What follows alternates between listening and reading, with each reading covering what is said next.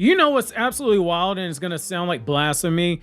Boruto 2 Blue Vortex might actually be doing something that Naruto's manga could not effectively pull off, which is make the side characters matter again. Yes, I said it. That's probably gonna piss some people off. This is coming from somebody that loves Naruto enough that I dedicated an entire channel to it. I have 1,700 uploads of just Naruto content because I just love Naruto that much. The original Naruto series gave us some of the most beloved supporting characters in shonen, but it also completely forgot that they existed the second that the time skip happened. After volume 27, most of the Konoha 13 outside of Team 10, they basically disappeared.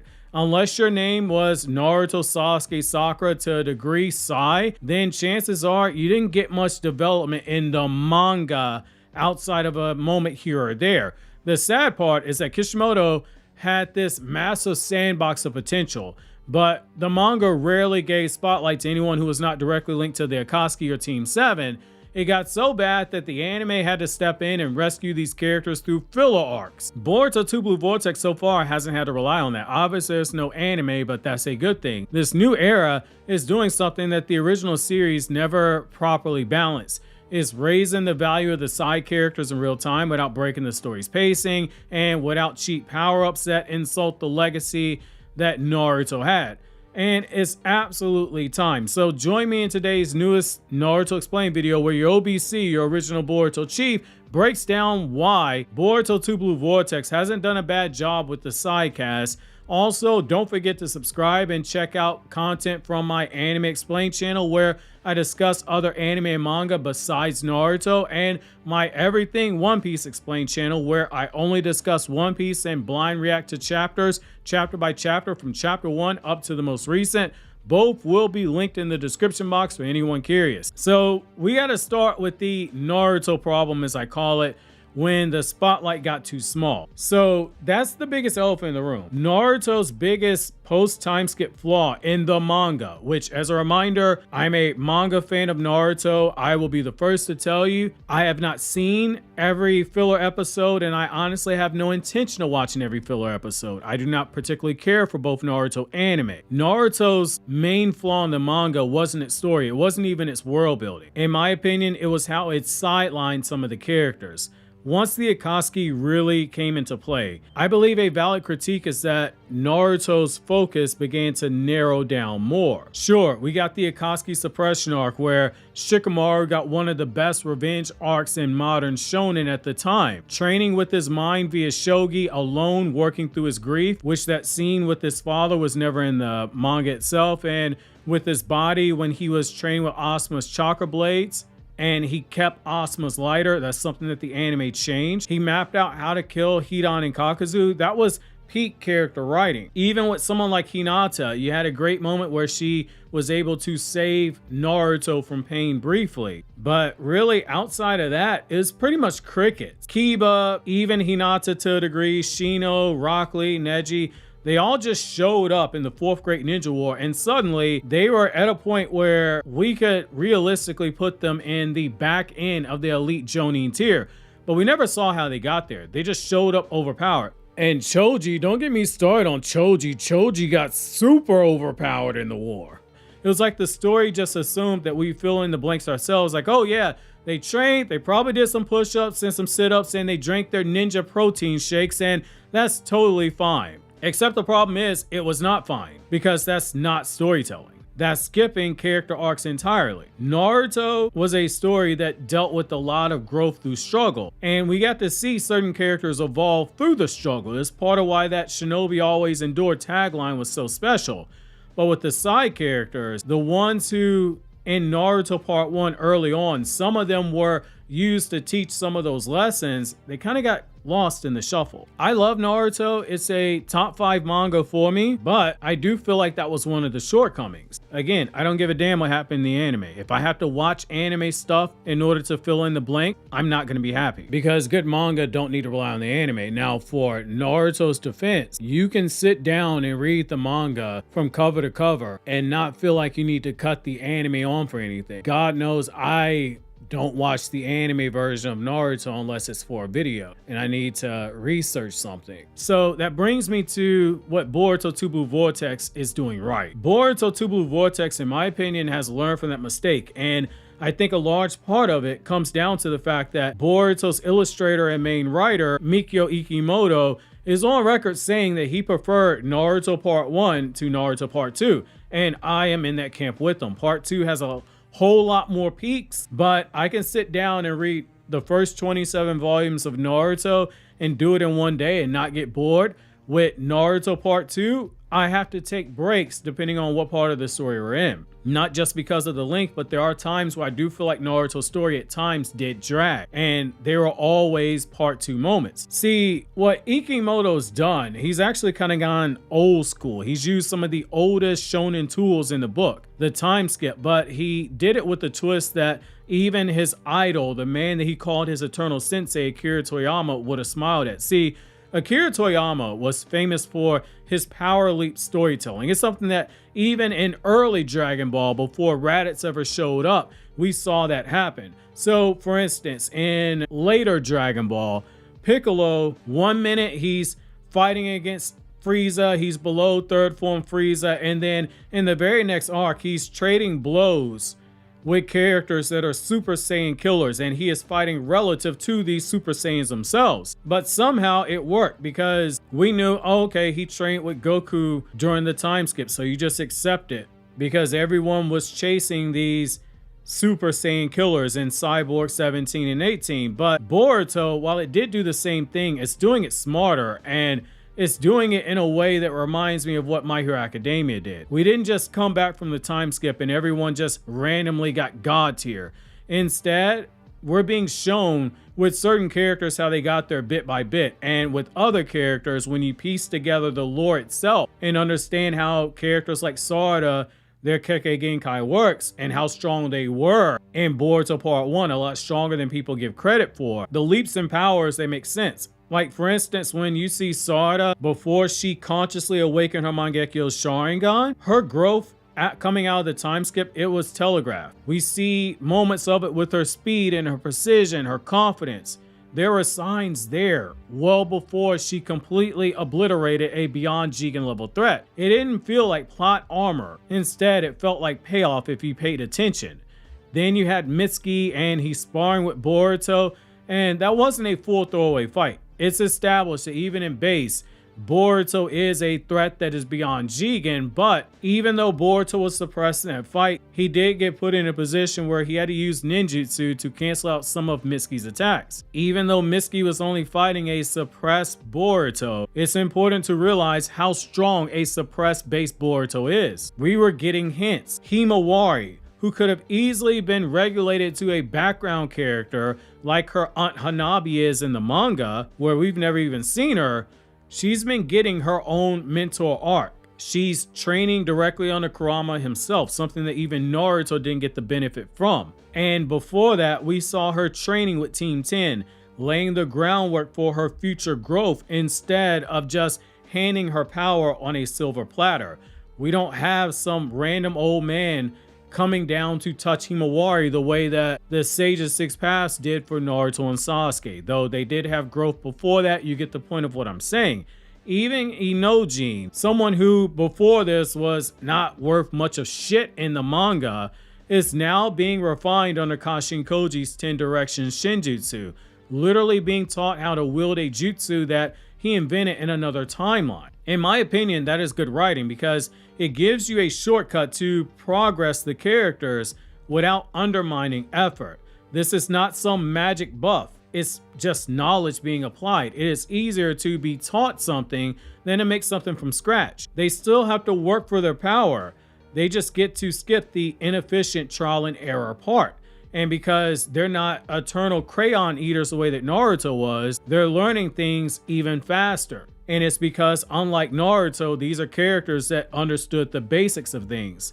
That is why Jiraiya had to be as patient as he was training Naruto, to the point that even Kakashi's going, Jesus Christ, how did Jiraiya even teach Naruto somebody like this the Rasengan? What we're seeing right here is the perfect compromise between narrative pacing and thematic consistency. And this is where I want to place a little bit more attention to 10 directions. So this 10 directions Shinjutsu element is leading to smarter power scaling. This is arguably one of the better narrative tools that Boruto's manga has introduced in years.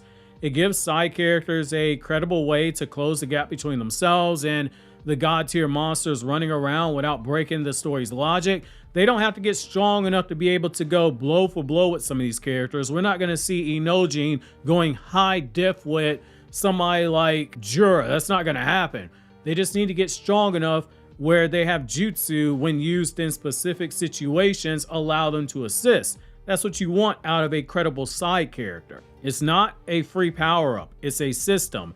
And systems are what make the power scaling make sense. Think about it. If Kashin Koji can show Inojin, or someone like Chocho or Metal Lee, God forbid Metal Lee gets used in the manga at some point, because we ain't seen them since they were playing the trading card game in the Mujina Bandits arc, I believe. The mechanics of the jutsu being shown from another timeline to them, he's not just giving them divine power. Instead, he's giving them understanding. He's prodding them in the right direction. He's basically doing the same method that Kakashi did with Naruto, cramming years of experience in a short period of time, only he's not using shadow clones. This is world building done right. It's a subtle callback to what made Naruto's Team 7 dynamic so compelling. Remember, Kakashi wasn't making Naruto and Sasuke strong by force feeding them power. He made them strong through various methods. With Sasuke, he was very hands-on, helped Sasuke progress, and then Orochimaru took it from there. With Naruto, he came up with a unique way to power Naruto up that only Naruto could benefit from. He was, with Naruto, showing him how to grow stronger by helping Naruto think outside the box. Naruto became a bigger beast with shadow clones as a byproduct of that. Kashin Koji is doing the same thing for this new generation, mentoring through methodology and not through miracles itself. This makes it believable that people outside the main quartet, which are Boruto, Sarada, Kawaki, and Mitsuki, they're able to catch up to a degree. Again, to a degree. It keeps the story grounded, even as the top tiers are reaching and blowing past these god tiers levels of power. And yes, before someone brings it up, the Boruto power scaling is wonky, except it really truly isn't. I hate that that phrase even exists, because it's easily debunked if you go through and pay attention to what the fuck you're reading. If that does not apply to you, don't take offense to it. If you remove emotion and you just follow the lore, it all lines up logically. Boruto powered up by training with various mentors in the manga. The Koma Seal obviously sped up a lot of his growth. Kawaki's body is literally ninja tech, and he is leaning very heavily into Otsutsuki methods of growing power. Whereas Boruto is taking the shinobi method of taking power. Sarada, she has ocular powers that are absolutely busted. Her clan's Kekkei Genkai allow her emotions to make her chakra even stronger. She spent the last 3 years feeling a ton of hate towards Kawaki for believing that Naruto's dead, because she was never told that Naruto was alive in the manga. And then you have Mitsuki being a synthetic clone of Orochimaru. He's designed to break the limits of human evolution. In the Mitsuki one-shot chapter, when he uses Sage Mode, Orochimaru flat out tells him that he is stronger than him, and Boruto era Orochimaru is absolutely cracked. Everything else, it just flows downstream from that. The problem is that the story doesn't spoon feed a lot of the growth per se. And yet, to a degree, it does give it to you in small bites. So it's not wonky. It's more like it's a subtle use of algebra being used. It's basic once you understand it.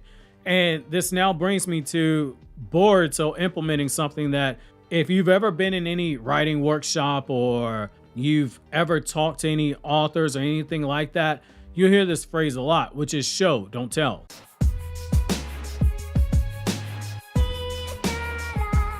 So one of the biggest and best decisions that Boruto 2 Blue Vortex has made is to show the progression instead of telling it. Naruto's biggest sin after the time skip was exposition. We basically got statements in the case for some of the side characters. He got stronger, she improved, they're elite now. They just showed up in the war and got extremely powerful. But Boruto's era, they're making us feel it. They're showing it. Take Sarada again, her posture, her confidence. Even her dialogue delivery tells you that she's evolved. That's all before you see it when she's doing things in that battle with Hidari. She doesn't need a narrator telling us that she trained hard. She doesn't need another statement from another character. We see how she's able to dismantle her enemies with surgical precision. And the reason why it works goes back to understanding how the emotions of an Uchiha makes them more powerful. Sarada is a character who's had 3 years worth of hate building up. In this case, extreme levels of hate. And she's got an enormously high ceiling. This is taking established lore, because this series is expecting you to understand certain things because it is a sequel to an already established verse. Himawari's growth, it's emotional and physical. She's confronting the weight of Kurama while also still being lighthearted, and we see her getting the benefit that Kurama never gave Naruto when Naruto was in her situation. Kurama's directly teaching her how to use that power. So one example is basically taking the approach, this is a sequel, you should know how Uchiha's powers work, they're some of the most popular characters. And the other approach is literally showing us tidbits for how the character is improving, whether it be through direct training, whether it be during enduring, whether it be undergoing actual combat scenarios. That's the balance of show and tell. Even with Boruto himself, in flashbacks, he's training under Sasuke and Kashin Koji. It represents a balance of legacy and innovation, carrying the will of fire as well as pragmatism. Yes, we got to see Naruto train to a degree, but most of Naruto's time skip training with Jiraiya happened off screen. Most of what you saw in the anime was anime filler. All we saw with Jiraiya training Naruto in the manga was that failed attempt to go and control Kurama's power and the breaking out of Genjutsu training, and after Jiraiya died, we got a small moment where Naruto recalled a sparring match with Jiraiya. You can sum up Naruto's time skip training in like 3 pages. Sasuke's entire training with Orochimaru happened on screen. Same with Sakura's training with Tsunade. Outside of what we saw in Naruto Volume 27 and what we saw when Tsunade was working with Sakura via taijutsu, everything else was anime original. When you look at Naruto's war arc, where characters just spawn on the battlefield with random new feats, suddenly Rock Lee in base can intercept Haku, a bloodlusted Haku being controlled by Kabuto. Suddenly he's in that high level elite Jonin level tier. That's cool, but where did that come from? We didn't see none of this growth that happened in the manga. To Blue Vortex, it actually respects its audience too much to rely on that kind of hand waving. The pacing allows for quiet visual storytelling, something that gives meaning to every bit of the growth that we're seeing. The main difference though is because this is a monthly manga, you're not getting entire chapters devoted to full-blown training going step by step. But if you pay attention, you can chart out the progression of the characters. And that brings me to why this approach is the best of both worlds.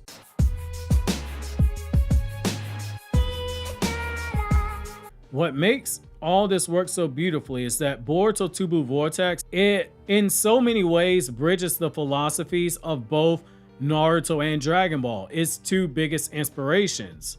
Like Naruto, it values the emotional payoff of hard work and mentorship. Like Dragon Ball, it isn't afraid to use the time skip as a narrative accelerant, boosting the stakes and power levels quickly while also leaving breadcrumbs for how everything makes sense. Characters like Inoji, Himawari, and Mitsuki, they benefit to varying degrees from how this is done. But at the end of the day, they all have to earn every inch of their progress. That's why it doesn't cheapen the story's moral compass. Instead, it honors it. And this approach has another hidden advantage. It has balance, because no matter how strong Boruto, Kawaki, Sarada, and Mitsuki become, the supporting cast, they aren't fully left behind. Based on what we're seeing Kashin Koji do, if they have a relevant role to play, they can be propped up via structure, mentorship, and ongoing narrative tasks. This keeps the world from shrinking, something that, again, I do feel like Naruto struggled with once you get to a certain part of the story. Instead of the story just orbiting around 4 or 5 people, 2 Blue Vortex feels like a living, breathing village to a degree now. Everyone has a role. Everyone's progression feels interconnected. And that's exactly how you make a post-time skip world, a world without Naruto and Sasuke, feel that much more real.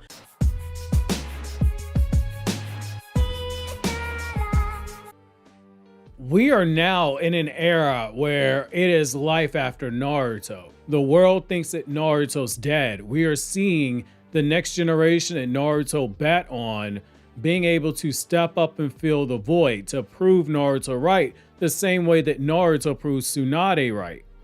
This is why when you have different channels and Reddit threads and Twitter posts and etc. say that Boruto doesn't connect or continue anything from the Naruto franchise, it just shows that one, they don't know what the fuck they're talking about, and two, they never truly understood Naruto to begin with. I just gave you one of several examples of how Boruto continues. This next generation stepping up is a parallel to Naruto stepping up when Tsunade bet on Naruto the same way Naruto bet on this generation. Even Sumire is getting a chance to show what she can do as a scientist, so the future does look bright for everyone. If Naruto taught us the power of individual determination, then Boruto 2 Blue Vortex is building on something that Naruto was alluding to, which is teaching us strength through collective evolution. It's showing what happens when every member of the next generation gets their dues, whether it just be a small increase or a major increase. We're seeing layers added to the foundations of certain characters. Sarada isn't just Sasuke and Sakura's daughter, she's also this new era's new leader in training. Mitsuki isn't just a clone of Orochimaru. He's being set up as a bridge of human potential and synthetic perfection.